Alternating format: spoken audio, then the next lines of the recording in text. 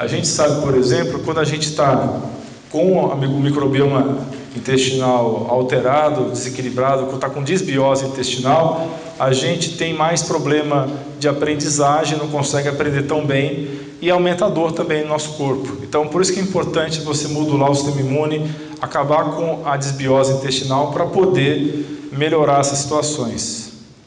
E alguns antibióticos, como é o caso, por exemplo, da rifaximina, estão sendo estudados como candidatos a remédios neuropsiquiátricos. Mas a maioria dos antibióticos, infelizmente, tem mais efeito colateral do que positivo, porque eles matam as bactérias boas e ruins. Estão sendo estudadas tentativas de arrumar alguns antibióticos que não matem as bactérias boas e mantenham só em xeque as bactérias ruins. E seria um grande candidato a um remédio para tratar doenças psiquiátricas. E hoje existe um tratamento que pode parecer nojento a princípio, que é o transplante fecal, que foi desenvolvido para tratar a colite pseudomembranosa, que é uma doença gravíssima que acontece nas UTIs, que mata, que nenhum antibiótico resolve isso daqui. Então, no ato de desespero, desenvolveram um tratamento com cocô, né? Como é que funciona isso? Você pega o cocô de uma pessoa saudável e coloca dentro do organismo de uma pessoa que está com essa colite pseudomembranosa. É o chamado transplante fecal, que você faz através da colonoscopia. E hoje estão sendo desenvolvidas cápsulas de cocô também. Se vocês quiserem, depois a Elaine vai falar para vocês. Não, ainda não, né, Elaine? É só no futuro, né? Se vocês conhecem alguém que faz um cocô bem bonitinho, vocês avisam que a gente vai recrutar ele para poder ser doador, tá? Tá bom? É nojento, pessoal, mas realmente isso aí faz parte do futuro da medicina.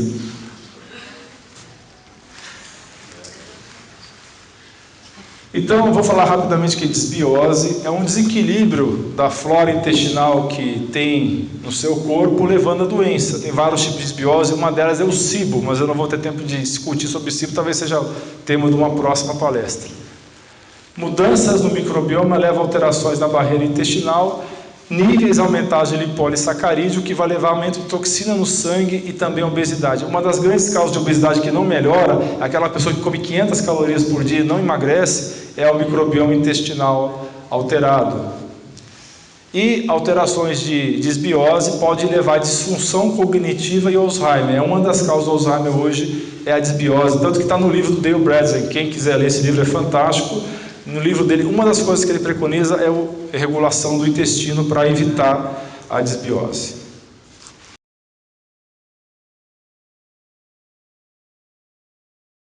Então, existem várias maneiras diferentes de abordar esse assunto, né? Então, a gente tem... isso é uma coisa um pouco complicada de responder. Eu acho que não é igual para todo mundo, não. Porque, na realidade, eu acho que está perguntando quando é que começa o detox e quando começa a modulação do microbioma, né? Tem muitos autores que preconizam que a primeira coisa que tem que fazer é cuidar do intestino, antes de qualquer coisa, mesmo porque o intestino é um órgão detox, você entendeu? Então você tem o fígado, você tem o sistema linfático, você tem o pulmonar, você tem os intestinos, a pele, são todos órgãos detox. E talvez o mais importante deles, depois do fígado, seja o intestino. Então, um dos jeitos de fazer é você começar pelo intestino, fazendo os 4 R's, que talvez numa outra palestra possa falar com mais detalhes.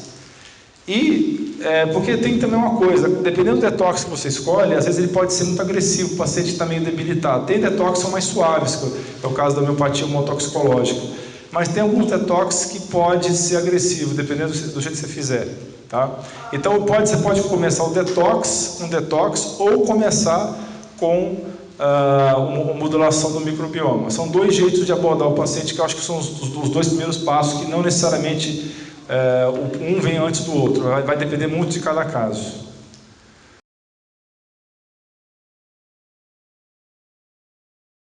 Enema, na verdade, é um nome genérico, né? Você pode fazer enema de várias coisas diferentes. Você pode fazer enema de CDS, você pode fazer enema de café, você pode fazer enema de N coisas diferentes. Então, o enema é você introduzir algo pelo reto para fazer algum tipo de efeito terapêutico no intestino grosso. É isso que é o enema, tá? Então, dependendo do enema que você fizer, ele pode ser disruptivo, sim, para a flora intestinal. Então, só que às vezes você pode estar com uma desbiose tão acentuada que é melhor você começar tabula rasa, como diz os gregos, né? O que é isso? É você começar do zero, né?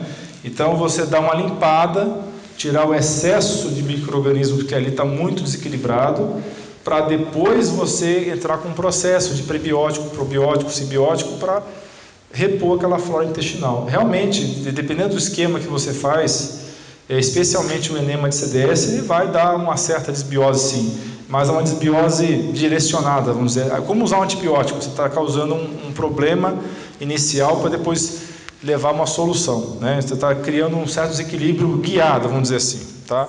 Então pode sim acontecer isso que você está falando, você tem razão. Dependendo do que você utilizar no enema, você pode causar um desequilíbrio sim.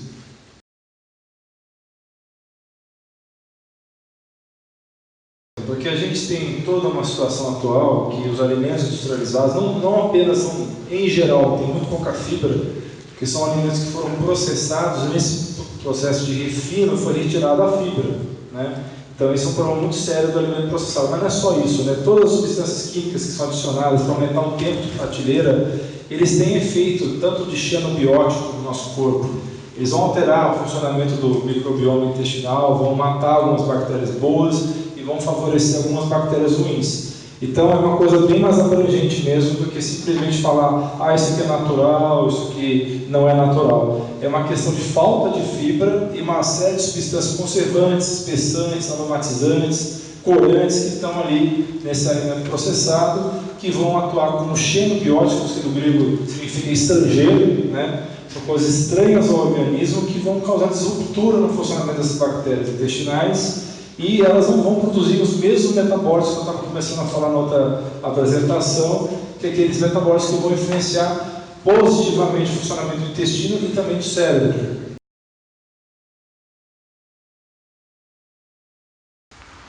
Então, é uma coisa bem interessante, descobriram que tem bactérias dentro da placenta. Se vocês achavam que o ambiente mais estéril do corpo humano poderia ser onde se gera uma nova vida, até lá tem bactérias, né? Fizeram estudos e recentemente descobriram que algumas bactérias, existe um microbioma dentro da placenta das mulheres que estão grávidas. Então você está sem entender como que a gente realmente tem bactérias nos lugares mais inesperados. Outra coisa muito interessante também é que descobriram que tem bactérias no sistema nervoso central, dentro do cérebro. Tem algumas bactérias que foram identificadas através de técnicas especiais de coloração e de pesquisa dos genes das bactérias, e identificaram que realmente até o cérebro humano não está livre de bactéria. Então, a gente realmente vive em simbiose com esses seres microscópicos, né? A gente tem que cuidar muito bem deles para poder ter saúde, né? E somente, como ela falou, 5% das bactérias que vivem dentro de nós têm potencial patogênico. A maioria das outras bactérias tem essa influência positiva.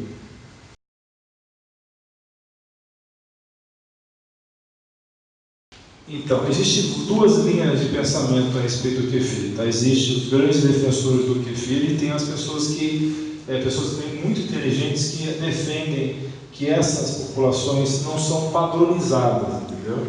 Então, eu acredito no seguinte, depende do kefir que você adquire, você pode adquirir até um kefir que seja contaminado com bactérias que não deveriam estar ali. Mas, em geral, a grande maioria das pessoas que usam o kefir se sentem muito bem, obrigado, regulariza o intestino. Tá? Eu acho que é uma questão de bom senso. Se você adquire uma cepa de kefir e você usa e se sente bem, você regulariza o seu intestino, é uma ótima você continuar com esse kefir. Agora, pode acontecer o contrário, você pode usar um kefir e começar a desarranjar o seu intestino. Então, é bom senso nesse caso. Nesse caso, você tem que interromper o uso do kefir. Tá? Então, por causa desse problema, não existe uma padronização. Por esse lado, que para a pessoa muito doente, às vezes é melhor você começar com lactobacilos de magistral mesmo, de manipulação, para você ter uma ideia, não ter uma arriscar, vamos dizer assim, de você ter uma descompensação de uma pessoa que já está mais doente.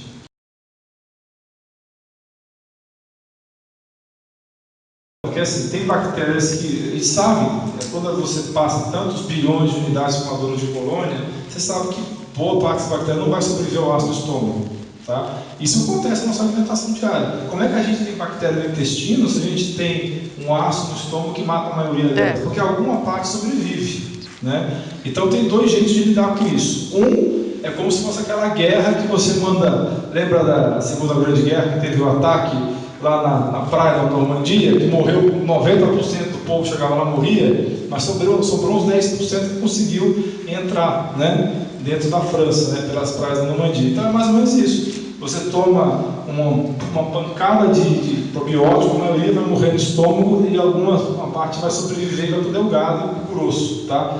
Agora, mas existem algumas bactérias, que esse é o grande assunto do momento, do mundo dos probióticos, que são soil-based, são os micro-organismos baseados de solo. Tem uns tipos de micro-organismos, tipo Bacillus coagulans, que ele forma um cisto, e ele sobrevive bem melhor ao ácido do estômago, e aí consegue colonizar melhor o intestino. Então tem alguns tipos de lactobacilos, que agora estão começando a ficar mais comuns, que tem essa propriedade de resistir melhor à acidez do estômago. Mas certamente esse recurso de você fazer uma cápsula gastro-resistente ajuda muito.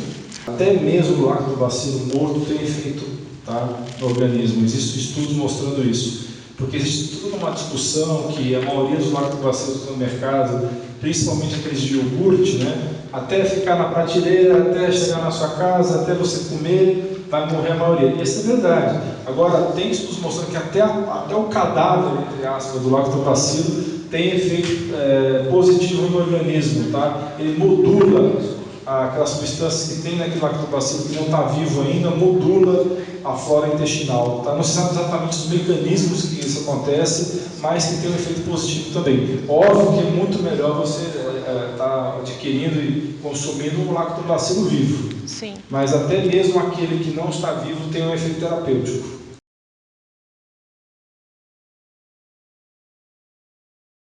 Essa é talvez a melhor maneira de você manter a saúde intestinal, porque por um período, como eu falei agora há pouco, você vai ter uma pessoa doente e você às vezes não quer arriscar no kefir, que você não tem certeza que tem ali naquele kefir. Você vai passar probióticos terapêuticos, né, um pool de lactobacilos e bifidobacterium que seja positivo durante uns 2, 3 meses. Depois disso, o melhor jeito de você manter essa flora, nós já falamos das fibras, né? Os vegetais que são ricos nessas fibras, inulina, fitóleo, sacarídeo, que vão alimentar a sua flora intestinal. Mas é muito interessante, muito importante você consumir alimentos fermentados, né? O natto, o miso, o tempê, o kimchi, o próprio chucrute, né? Que é o repolho fermentado, os picles fermentados orgânicos, o mel orgânico, que é também interessante, não comer todo dia, porque tem muito açúcar, mas vai ser muito interessante.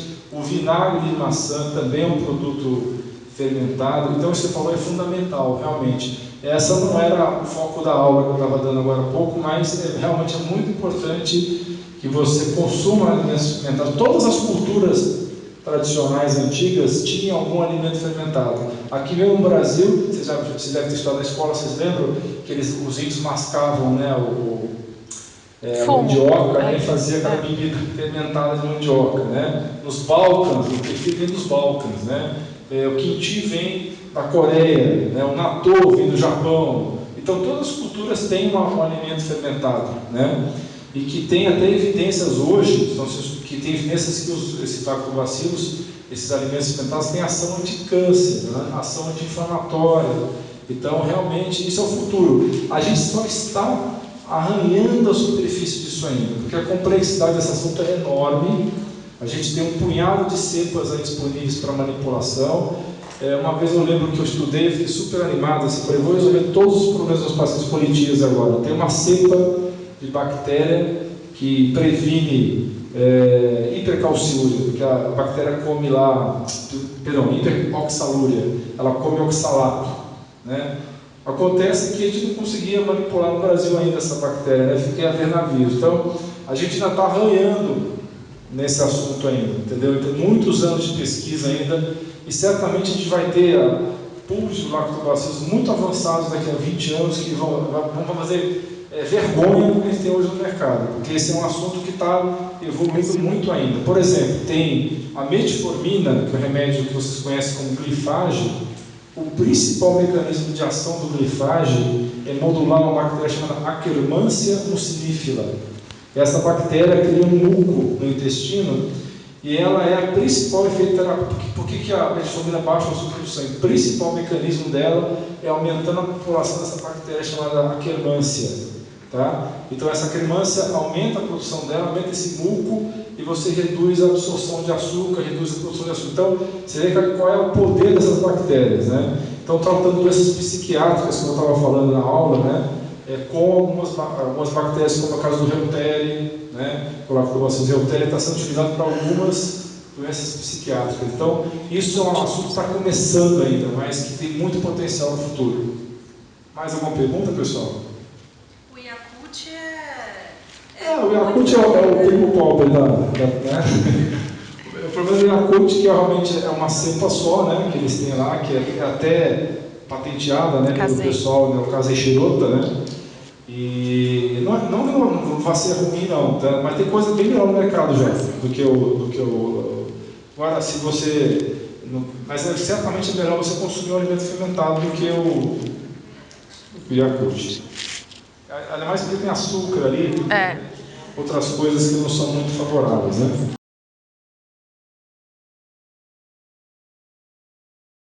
O H. pylori faz parte do microbioma, tá? Mas é uma daquelas bactérias assim oportunistas, tá? Porque eu não falei muito nisso para não complicar, mas existem 3 classes, na verdade. Você tem as bactérias totalmente benignas, você tem as malignas e tem as oportunistas, sabe? Aquela sua amiga que está só esperando você dar uma tropeçada para achar os 2 dedos no olho? Então, mais ou menos isso aí. Então, bactéria que é mais ou menos assim, que nem aquela sua amiga traída, entendeu?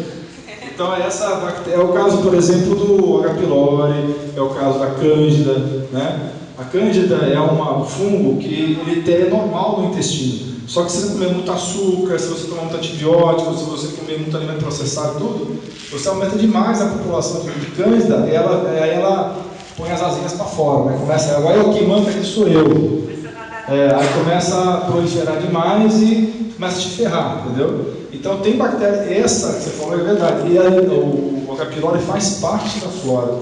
Então muitos especialistas acham que não é para erradicar o H. pylori, é para controlar o H. pylori. Por isso tem tratamentos fitoterapêuticos com o H. pylori, né? Você pode usar, por exemplo, uma das coisas que funciona com o H. pylori é o cranberry, ele dá uma diminuída na quantidade de H. pylori. Própolis, tem várias coisas aí que podem ser utilizadas aí, a Alcária tomentosa, que é o indigato, tem outros fitoterápicos que têm essa ação, tá? Mas assim, isso que você está falando é verdade, sim. Tem muito especialista aí nessa área que diz que não é para matar tudo, erradicar todo o H. pylori, é para controlar o H. pylori, tá? Que o problema, na verdade, é que o H. pylori está envolvido no processo, mas não foi ele que é o principal culpado. E os prazóis todos também têm um efeito muito maléfico no nosso... Ele sabe que os bloqueadores de canal de próton, né, que nome bonito é esse, o apelido é prazói, né? Então, os prazóis, eles interferem tremendamente na flora intestinal, porque ao reduzir tremendamente o ácido do estômago, você vai deixar algumas bactérias proliferarem a mais do que deveriam. Isso vai causar desbiose. Uma das principais causas de desbiose hoje é o uso de prazol, tá?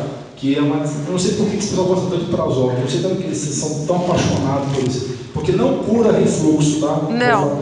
Refluxo não é curado com prazol. Por quê? Porque ele continua acontecendo o refluxo. Você só não vai sentir a queimação porque não tem mais ácido.